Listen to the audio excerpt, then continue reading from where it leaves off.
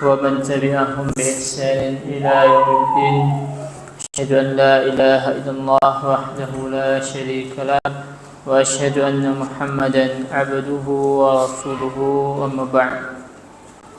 Alhamdulillah, sentiasa kita bersyukur kepada Allah Subhanahu wa taala dengan limpahan dan rahmat dan karunia-Nya sehingga kita dapat menjalankan kewajiban-kewajiban yang dibebankan kepada kita.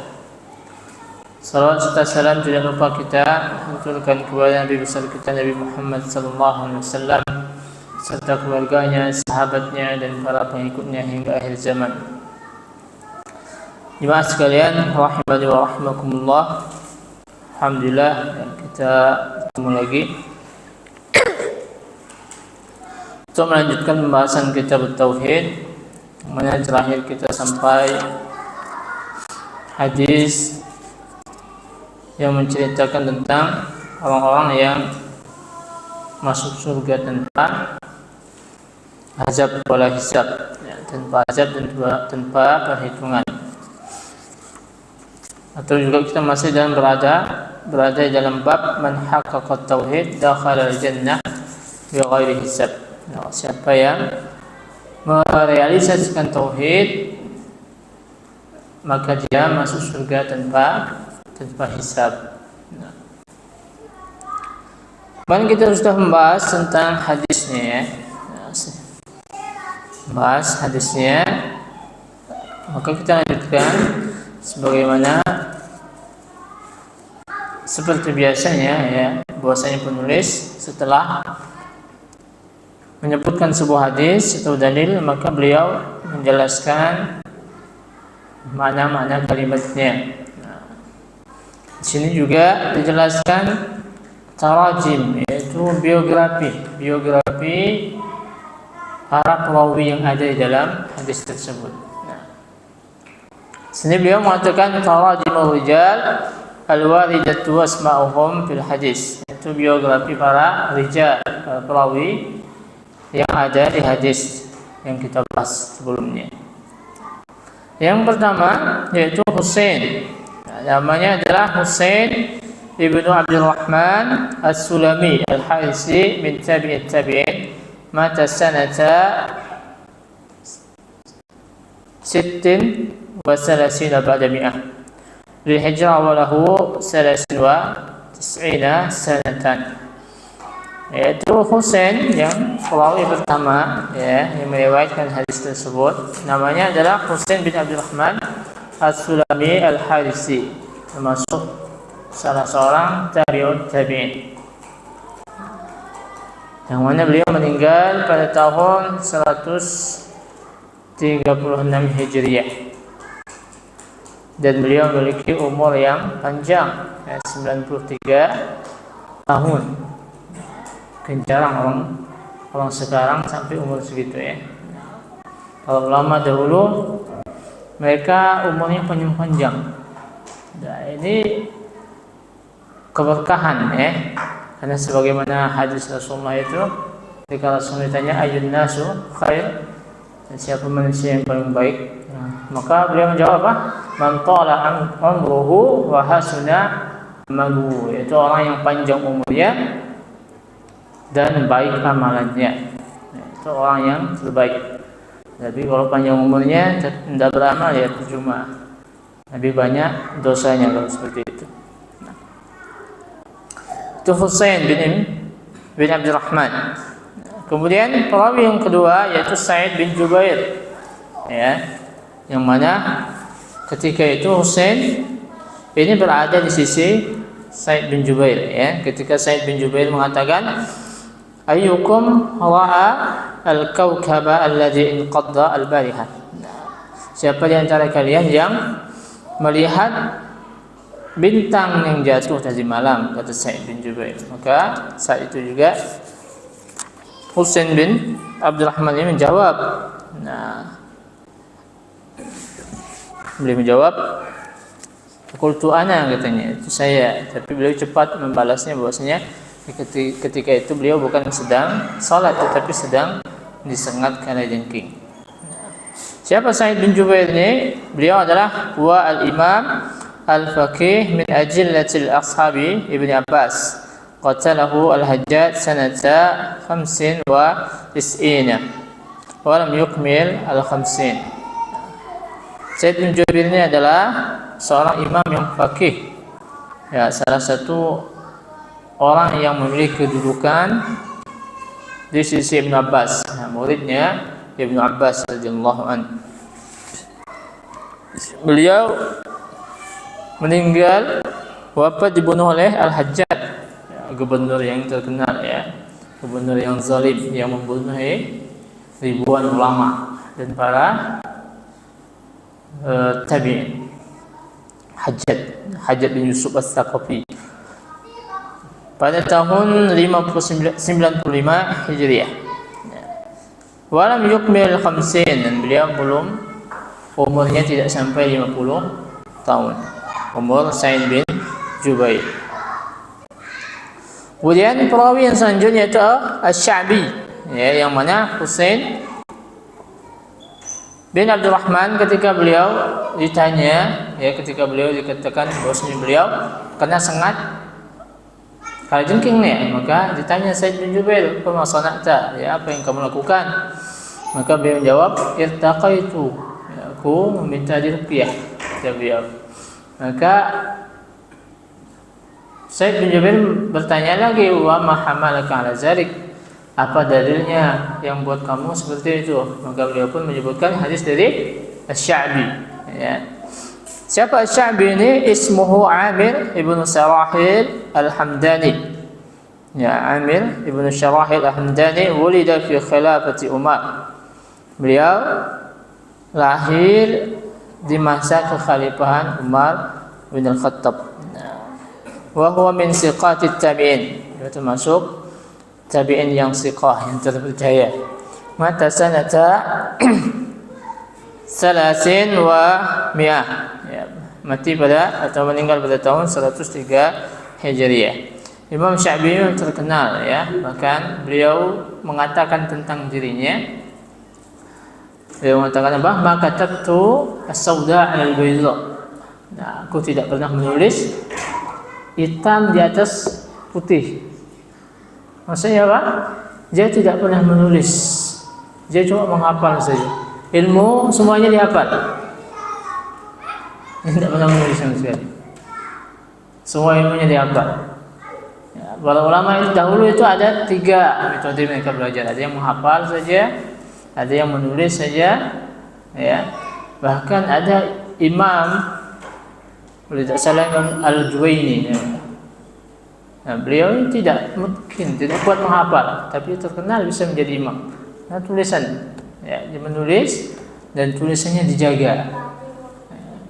Ada yang ketiga, yaitu mereka apa, menghafal dan menulis. Nah, ini yang paling banyak, metode yang ketiga ini yang paling banyak dipakai, ya, menghafal dan menulis. Nah,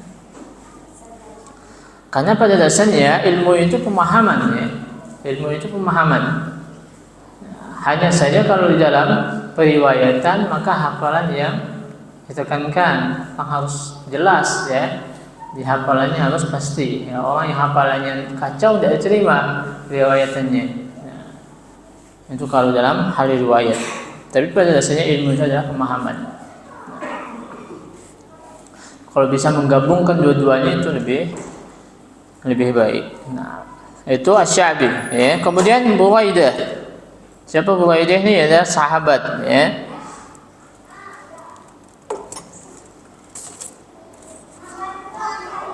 Nama beliau adalah Ibnu Al-Husayb, ya, Buraidah Ibnu Al-Husayb bin Al-Harisi Al-Aslami, sahabiyun syahirun.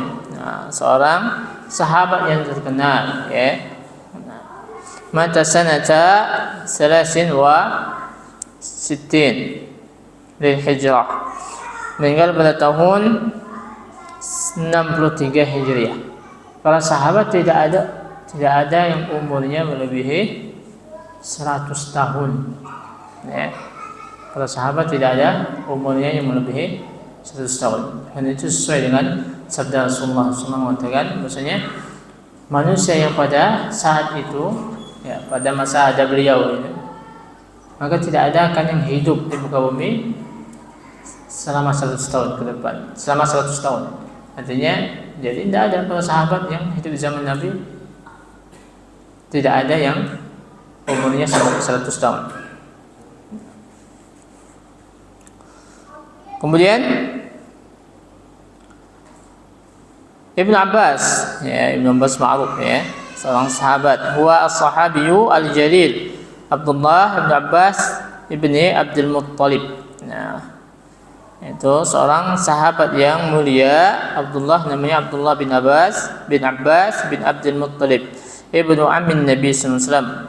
Jadi anaknya paman Nabi, artinya dia sepupunya Nabi sallallahu alaihi wasallam. Da'a lahu Nabi sallallahu alaihi wasallam faqala. Beliau didoakan oleh Nabi, yang doanya terkenal. Nabi mengatakan, Allahumma faqihhu fid din wa 'allimhu at-ta'wil. Ya Allah, jadikanlah dia orang yang faqih dalam agama dan ajarkan dia ta'wil. Ta'wil itu tafsir Al-Qur'an.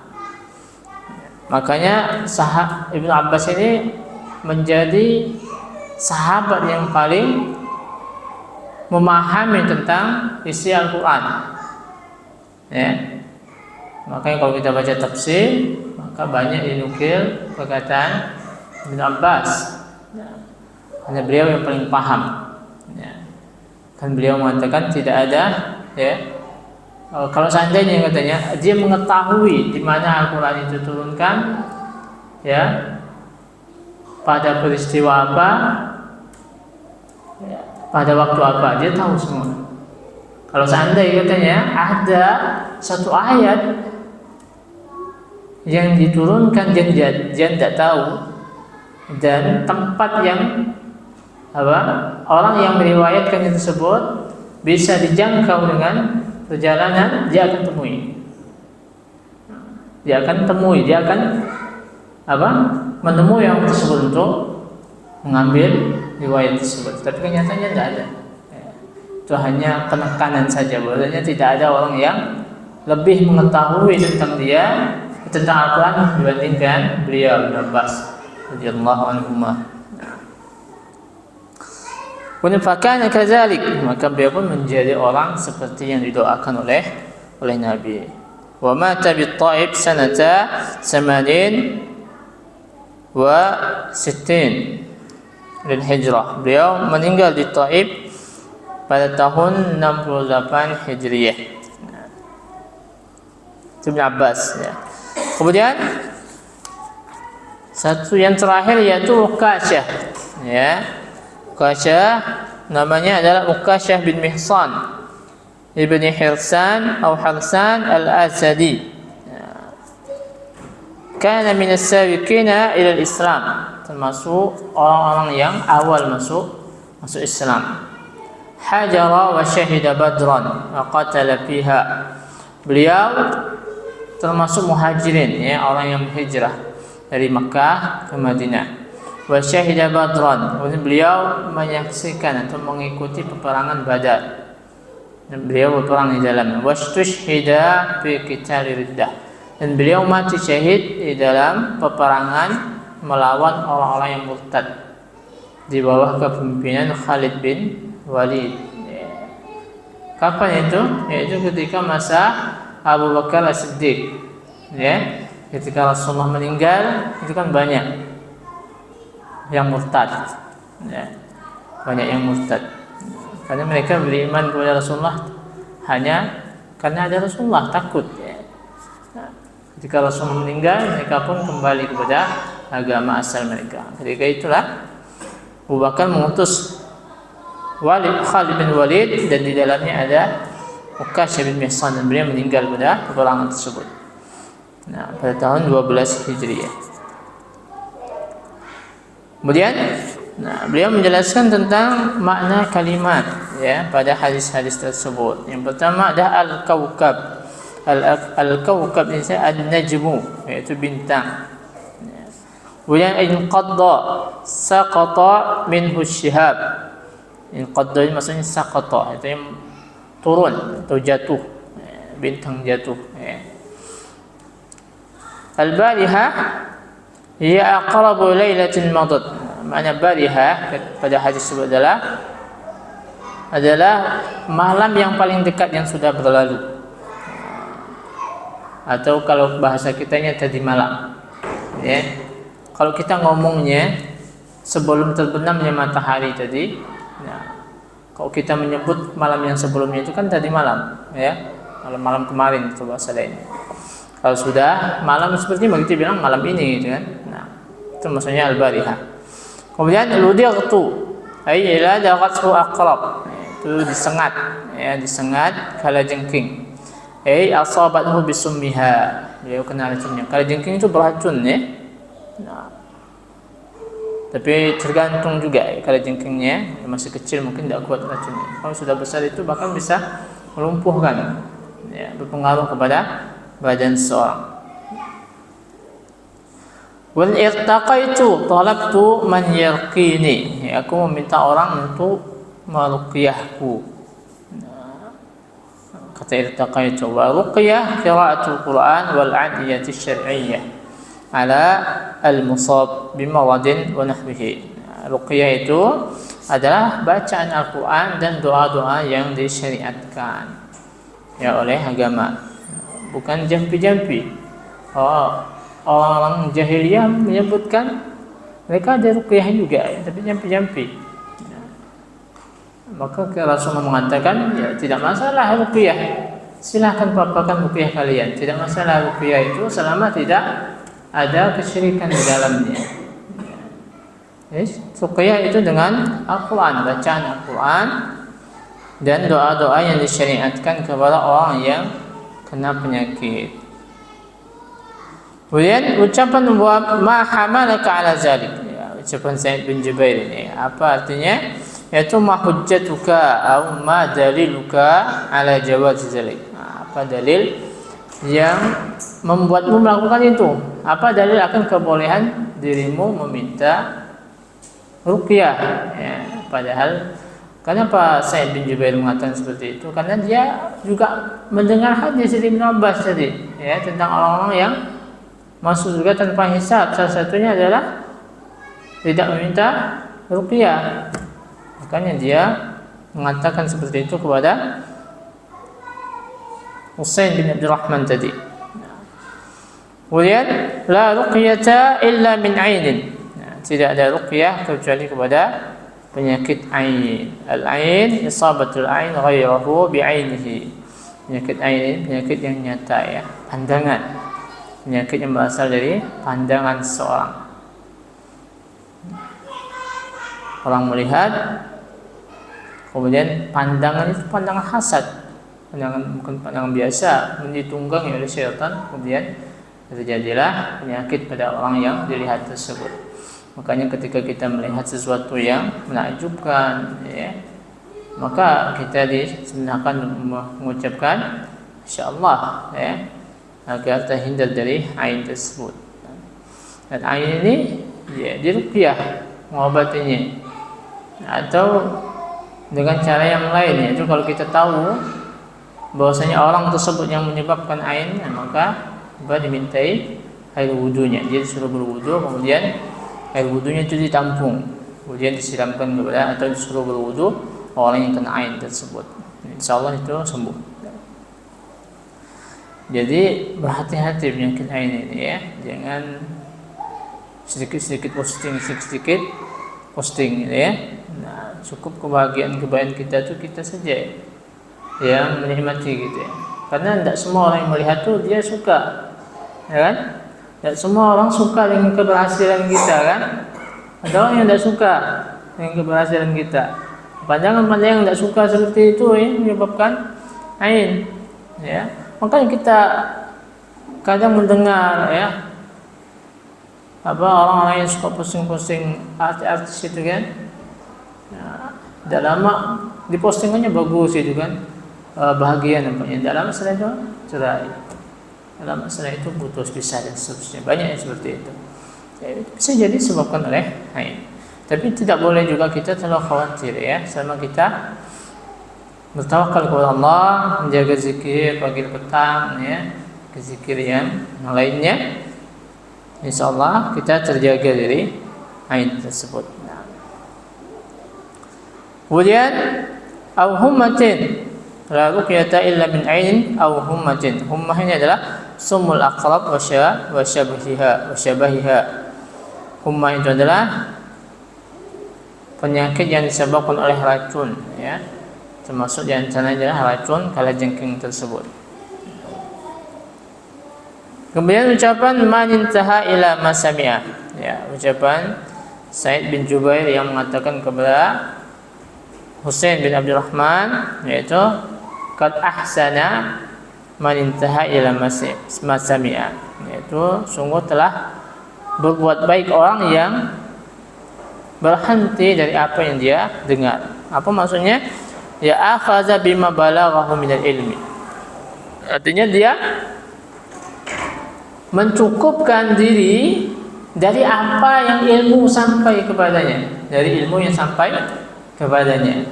Jadi mencukupkan diri dengan itu. Dia mengamal atau dia berbuat sesuatu dengan ilmu yang sampai kepadanya tadi. Nah, itu perbuatan baik. Artinya dia melakukan sesuatu ada ilmunya, ya. Nah, ini menyelisihi sikap-sikap orang yang beramal tanpa ilmu, ya, atau yang berilmu tapi tidak beramal. Itu lebih baik, ya, dia mengamalkan apa yang dia dengar, ilmu yang dia miliki, dibandingkan orang yang tidak beramal sama sekali. Dia tahu atau dia beramal di atas kebodohan, di atas kejahilan. Walaupun ibaratnya tadi sikapnya tadi ada keliru, ya kan? Karena apa? Karena tadi dijawab oleh Sa'id bin Jubair bahwasanya ada riwayat dari Ibnu Abbas yang mengatakan di antara orang-orang yang masuk surga tanpa hisab adalah tidak minta ruqyah. Perbuatannya ini sebenarnya tidak haram, ya, kita jelaskan sebelumnya bahwasanya minta ruqyah tidak haram. Hanya saja dia terluputkan dari keutamaan tadi, keutamaan masuk surga tanpa hisab. Nah. Kemudian uridat alayya al-umam, ya, itu ditampakkan kepadaku para umat-umat, ya. Kana zalika lailatul Isra. Disebutkan bahwasanya ketika beliau ditampakkan umat-umat tadi dalam hadis itu ketika beliau Isra, di malam Isra, ya, Isra Mi'raj, ketika beliau dinaikkan ke atas, ya, Sidratul Muntaha. Ya Allahullah misalaha idza ja'at yaumil qiyamah. Itu bukan sesungguhnya, hanya saja disebutkan di sini bahwasanya Allah memperlihatkan permisalannya nanti di hari kiamat seperti itu. Keadaannya bahwasanya ada umat, ada nabi yang diikuti hanya segolongan orang saja, tidak sampai 10 orang. Ada yang tidak ada pengikutnya sama sekali. Ya, ada cuma seorang, 2 orang saja. Ada yang banyak, Nabi Musa, ada juga lebih banyak lagi itu Nabi Muhammad. Itu pemisalannya ditampakkan oleh Allah Subhanahu wa taala di malam Isra Mi'raj. Nah. Kemudian kalimat al-wahdu, ya, al-jama'atu dun al-ashrah. Nah, kata al-wahdu di dalam hadis tersebut adalah jamaah, sekelompok orang yang tidak sampai jumlahnya 10. Jadi dalam bahasa Arab itu ada kalimat-kalimat yang menggambarkan bilangan. Ya, kita, ya, kalau nyebut bilangan, ya bilangan 3, 6 gitu, ya. Kalau mereka ada kalimat al-wahdu gitu, ya. Al-wahdu berarti bilangan 3 sampai 9. Artinya dia tidak sampai 10, di bawah 10. Nah, itu orang Arab kalau menyebutkan bilangannya seperti itu, maka mereka cukup mengatakan al-wahdu. Kemudian laisa ma'ahu ahad, yaitu lam yatba'hu min qaumihi ahadun. Tidak ada satu orang pun di kaumnya mengikuti nabi atau rasul tersebut, ya. Nabi dan rasul saja tidak ada pengikutnya, ya. Nah, apalagi kita. Jadi jangan sedih, ya, yang berdakwah. Kita niat ikhlas, insyaallah tidak akan sedih. Kemudian sawadun azim, ashkhasun katsirah. Ya, sawadun azim ini adalah kumpulan orang yang banyak. Sehingga kumpulan yang banyak itu kalau dilihat dari jauh dia seperti apa? warna hitam yang besar gitu kan. Maka disebut sawadun azim. Sawad itu hitam, azim itu besar. Manusia kalau dilihat dari jauh kan yang nampak cuma kepalanya, hitam semua itu kan, rame gitu kan. Nah, maka disebut sawadun azim. Kemudian fazanantu annahum ummati. Nah, aku menyangka orang yang banyak tadi adalah umatku, kata Rasulullah. Ay likasratihim wa bu'dihi anhum. Karena banyaknya umat tersebut dan jauhnya jarak mereka dari Rasulullah SAW. Fala yumayyizu a'yanahum, dan beliau tidak bisa membedakan orangnya, ya, tidak bisa, ya, namanya umat Rasulullah tidak bisa membedakan mana umatnya mana yang bukan pada saat itu. Nah. Kemudian Musa ibnu Imran Kalimur Rahman, yaitu Nabi Musa, ya. Beliau memiliki gelar Kalimur Rahman, orang yang diajak bicara oleh Rasul Allah Subhanahu wa taala. Wa qaumuhu ay atba'uhu, yaitu para pengikutnya ala dinihi min Bani Israel. Para pengikutnya dari Bani Israel, dari kaumnya yang berada di atas agama beliau. Kemudian bila hisab wala azab. La yuhasabuna wa la yu'adzabuna qabla dukhulihim al-jannah li tahqiqihim at-tauhid. Dan mereka tidak dihisab, tidak juga diazab sebelum mereka masuk ke dalam surga, karena mereka merealisasikan tauhid, ya. Jadi kita ini sebenarnya ketika kita mati itu bukanlah akhir segalanya, ya. Maka ada ucapan dia sudah tenang di alam sana, ya. Tidak ada yang bisa memastikan tenang. Padahal itu dah awal dari perjalanan yang sesungguhnya, ya. Awal di perjalanan yang sesungguhnya. Kalau dia orang yang saleh, dia mungkin enak aja di alam barzakh, ya. Kuburannya dibuat seolah-olah sebagai surga, ya kan? Dilapangkan kuburannya. Tapi kalau dia orang yang amalannya jelek, liyazubillah, dia seolah-olah neraka di dalam tersebut. Bahkan dia ingin apa? Dia ingin dicepatkan ditegakkannya hari kiamat. Karena dia tidak tahan dengan siksaan dari kubur tersebut. Nah, itu alam barzakh, belum yaumul hisab, belum lagi, ya, padang mahsyar dan seterusnya, melewati sirat, panjang sekali perjalanan setelah kematian, ya. Kemudian summa nahadha ay qama, kemudian beliau berdiri, ya. Nahadha itu bangkit atau berdiri. Faqala an-nasu fi ulaik, maka manusia pun ketika mendengar ucapan Nabi tadi, orang yang masuk surga tanpa azab wala hisab tadi, mereka pun berbicara, ya, gaduh lah gitu kan, ya, apa, ngobrol-ngobrol lah gitu kan. Nah, mereka tabahatul hadirun wa ikhtalafu fi haula'i sab'in. Nah, mereka saling berbicara dan berselisih tentang siapa 70.000 orang yang masuk surga tanpa hisab wala azab. Bi ayyi amalin nalu hadhihi darajah fa innahum la yanaluha illa bi amalin fama huwa. Pasti mereka ini dengan amalan apa yang mereka dapatkan derajat yang mulia ini, ya. Karena apa? Mereka tidak mungkin mendapatkannya tanpa ada amalan. Nah, mereka mencari amalan apa? Ya, mereka saling berbicara itu bertanya-tanya, amalan apa, gitu ya. Itu yang ada mindsetnya para sahabat itu, ya. Ketika seorang mendapatkan kemuliaan surga tanpa hisab wala azab, mereka bertanya-tanya amalan apa mereka mencari agar mereka bisa beramal seperti itu. Kita zaman sekarang mudah, kita bawa air, kita minta bacakan air berkah, insyaallah kita masuk surga, ya, gampang, tidak perlu susah-susah beramal sekarang. Tapi zaman sahabat tidak seperti itu. Mereka langsung berpikir amalan apa yang menyebabkan 70.000 orang tersebut masuk surga. Nah, itu mindset yang benar. Nah,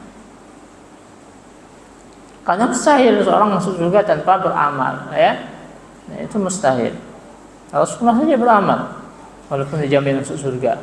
Ya, sahabat-sahabat yang 10 yang jamin masuk surga juga beramal. Kita tidak dijamin masuk surga, enteng-enteng saja tidak mau beramal. Kemudian fa'akhbaruhu, kemudian zakaru lin nabi ikhtilafahum fil murad bihaula'i sab'in. Mereka pun mengabarkan tentang perselisihan mereka tentang maksud dari 70.000 golongan tadi. Maka Rasulullah pun menjelaskan apa? Orang sebelah la yastarqun wa la yaktawun wa la yatatayyarun wa la rabbihim yatawakkalun. Yang pertama la yastarqun, la yatlubuna man yarqihim istiqna'an 'anil nas. Yaitu dia tidak meminta untuk diruqyah. Dia mencukupkan dirinya, tawakal kepada Allah, dan dia tidak meminta kepada manusia. Karena sedikit banyak ketika kita minta tolong kepada manusia itu akan mencederai tawakal, ya. Sedikit banyak. Wa la yastarqun, la yaktawun, wa la yas'aluna 'ghairahum an yaqbihim bin-nar. Itu tidak meminta kai, ya. Tidak minta berobat dengan kai. Kai itu adalah orang Arab mengatakan akhirud dawa al-kai. Obat yang paling terakhir itu adalah kai. Kalau tidak ada obat yang lain baru pakai itu. Nah. Wala yatatayyarun, tidak berbuat tatayyur, wala yatasyamun bituyur wa nahwiha. Itu orang merasa optimis atau pesimis dengan disebabkan oleh burung. Orang Arab kan seperti itu, mereka kalau mau kerja atau mau berangkat mereka terbangkan burung. Kalau burungnya terbang ke kanan, berarti ini hari keberuntungan, ya, lanjut jalan. Kalau terbang kiri berarti hari sial, tidak usah lanjut, berarti tidak kerja gitu, seperti itu. Ya, kita banyak ya pemahaman seperti itu, merasa beruntung terhadap disebabkan sesuatu atau merasa sial disebabkan sesuatu, yang mana sesuatu itu tidak ada sebab musabab secara ilmiah yang menyebabkan apakah itu sial atau beruntung, tidak ya? Kayak nomor 13 sial, kenapa dia bisa menyebabkan kesialan, ya kan? Apa ilmiahnya, apa gitu kan? Tidak bisa, orang tidak bisa menyebutkan mesti. Nah, yang seperti itu kan hanya khurafat saja, mitosnya. Wa 'ala rabbihim yatawakkalun, kemudian mereka bertawakal kepada Rabb mereka, ya'tamiduna fi jami' umurihim alaihi la ala ghairihi wa yufawwiduna umurahum ilaihi. Mereka bersandar kepada Allah di dalam seluruh perkara mereka dan menyerahkan seluruh urusan mereka kepada Allah Subhanahu wa taala. Itu hakikat tawakal. Nah, kemudian yang terakhir yaitu sabaqaka biha ukasyah, ai ila ikhraj hadhihi sifah atau sabaqaka bisual. Artinya orang yang minta didoakan kepada Rasulullah tadi artinya dia sudah didahului oleh ukasyah. Artinya apa? Orang ini tidak masuk ke dalam sifat tersebut, tapi beliau tidak menjawabnya dengan kalimat yang vulgar, ya, yang tidak masuk kriteria gitu kan. Tapi beliau tidak jawab seperti itu, tapi beliau jawab dengan cara yang lain, sabaqaka biha ukasyah, yang kau telah didahului oleh ukasyah.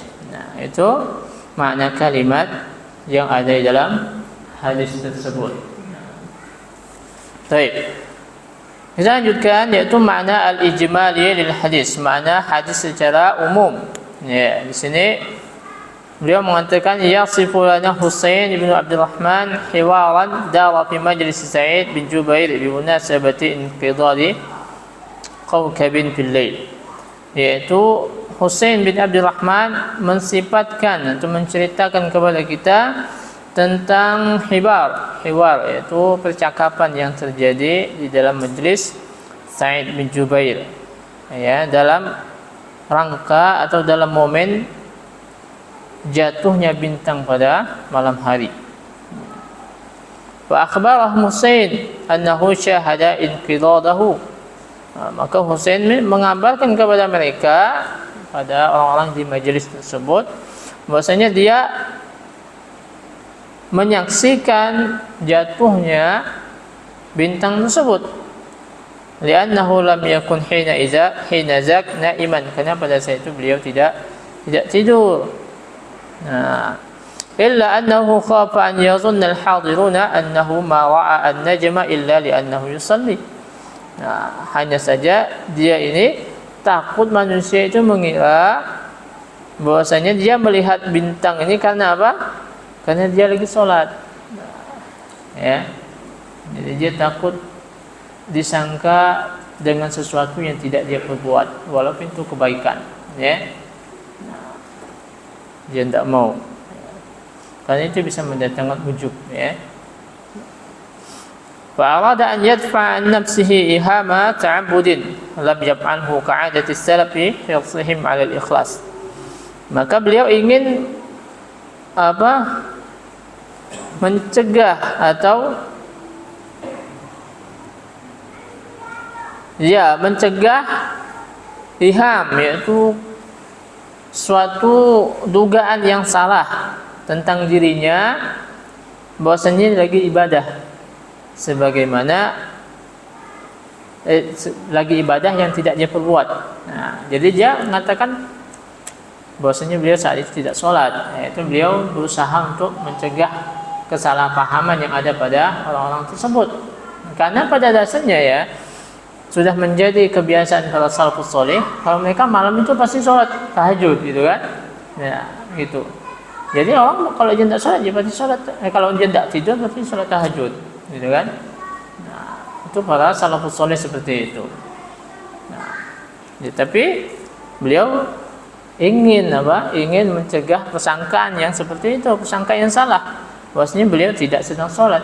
Nah, beliau kena sengat. Nah, beliau menjaga keikhlasan juga, ya, ketika beliau menjelaskan ini untuk menjaga keikhlasannya. Kemudian fa akhbara bisababil haqiqi liyaqzatihi, maka beliau pun menjelaskan sebab yang sebenarnya akan ketika dia tidak tidur tersebut, ya. Nah, wa annahu bisababi isabatin hasalat lahu, itu disebabkan penyakit atau sengatan dari kalajengking yang dia dapatkan. Fantaqala al-bahsu ila su'al amma sana'a hiyala tilkal isabah. Kemudian berpindah kepada pembahasan tentang pertanyaan apa yang dia buat, apa yang dia lakukan ketika dia terkena sengatan tersebut, ya. Nah, jadi pembicaraan tadi berubah. Awalnya membicarakan tentang bintang jatuh, lalu berpindah menjadi membicarakan apa yang dilakukan oleh Husain bin Abdurrahman ketika beliau disengat. Fa akhbara annahu 'alajaha biruqyah. Maka beliau pun mengabarkan bahwasanya beliau mengobatinya dengan ruqyah. Fa sa'alahu Sa'id an dalil syar'i 'ala ma sana'a. Maka Sa'id bin Jubair bertanya, ya, tentang dalil syar'i, ya, tentang apa yang dia perbuat. Itu biasa, ya, di kalangan salafus saleh. Kalau orang sekarang sebagian grogi kalau ditanya dalilnya, ya. Kalau tidak tahu bilang saja tidak tahu, itu masalah, gitu kan. Nah, kemudian fadzakara lahu al-hadis al-warid an Rasul sallallahu alaihi wasallam fi jawaz ruqyah. Maka beliau pun menjelaskan atau menyebutkan hadis yang datang dari Rasulullah SAW tentang bolehnya ruqyah, wa sawwabahu fi amalihi bid dalil, sehingga dia membenarkan amalannya itu dengan dalil. Jadi dia beramal dengan dalil, ya, bukan asal-asalan. Summa zakara lahu halatun ahsana mimma fa'ala. Maka Sa'id bin Jubair pun menyebutkan tentang keadaan yang lebih sempurna dari apa yang dibuat oleh Husain bin Abdurrahman tadi, ya. Wa hiya at-taraqi ila kamal at-tauhid bi tarkil umur al-makruhah. ya, ma'al hajati ilaiha, yaitu apa? Yaitu untuk mencapai kesempurnaan tauhid dengan meninggalkan perkara-perkara yang dimakruhkan walaupun kita sangat membutuhkannya. Ya, seperti maksudnya ruqyah tadi. Di sini beliau memilih pendapat makruh, ya. Pendapat bahwasanya perbuatan tersebut makruh. Buat minta ruqyah itu makruh. Nah, tawakkulan 'ala Allah ka halatis sab'ina al-'alaq alladzina yadkhuluna al-jannah bila hisab wala 'adzab. Nah, yaitu sebagai bentuk tawakal, nah, kepada Allah seperti keadaan orang-orang yang 70.000 tadi yang masuk surga tanpa hisab wal azab. Haitsu wasafahu Rasulullah SAW bi annahum yatrukuna ruqyah wal kay.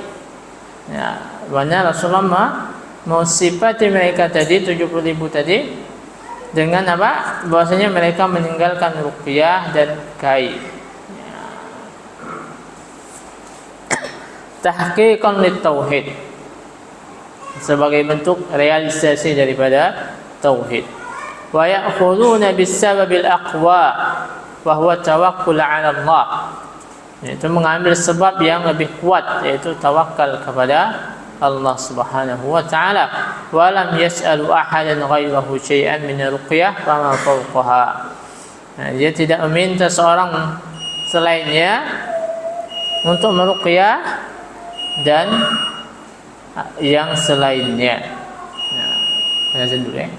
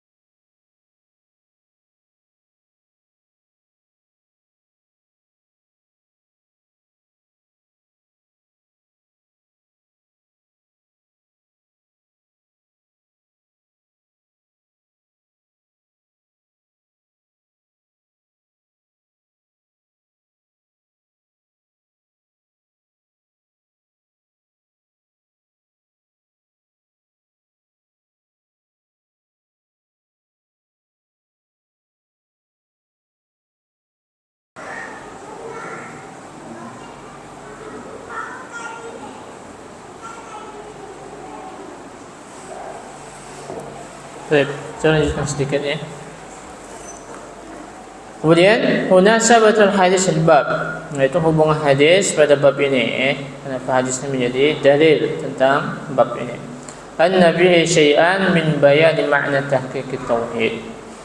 Bahwasanya di dalamnya terhadap sesuatu penjelasan tentang makna realisasi tauhid. Wa sawa bidzalik indallahi ta'ala, dan pahalanya di sisi Allah Subhanahu wa taala. Ya, jadi di antara manusia itu ada yang merealisasikan tauhid mereka secara sempurna. Nah, maka mereka inilah yang termasuk ke dalam 70.000 golongan tersebut. Ada juga yang mereka dihisab, ya, mereka diperhitungkan di sisi Allah Subhanahu wa taala. Nah, hingga Allah Subhanahu wa taala menetapkan dosa-dosanya, dia mengakui dosa-dosanya, kemudian Allah mengampuni dosanya, mereka pun dimasukkan ke dalam surga. Ada juga golongan yang masuk ke dalam neraka dahulu, dibersihkan, kemudian masuk ke dalam surga. Ada yang dia menetap di neraka, dia menjadi orang yang paling terakhir keluar dari neraka, dan orang yang paling terakhir masuk ke dalam surga. Ya. Itu golongan-golongan orang-orang, ya, yang masuk surga tersebut. Jadi realisasi tauhid yang adalah dengan keikhlasan, dengan ucapan, dengan amalan, ya. Dia tidak berpaling kepada selain Allah Subhanahu wa taala, tidak meminta ruqyah walaupun ruqyah tersebut mubah. Hingga ketergantungan hatinya itu murni kepada Allah Subhanahu wa taala. Pada dasarnya berobat itu ya tidaklah, itu bagian dari ikhtiar. Ya, ikhtiar itu sebenarnya tidak menafikan tawakal.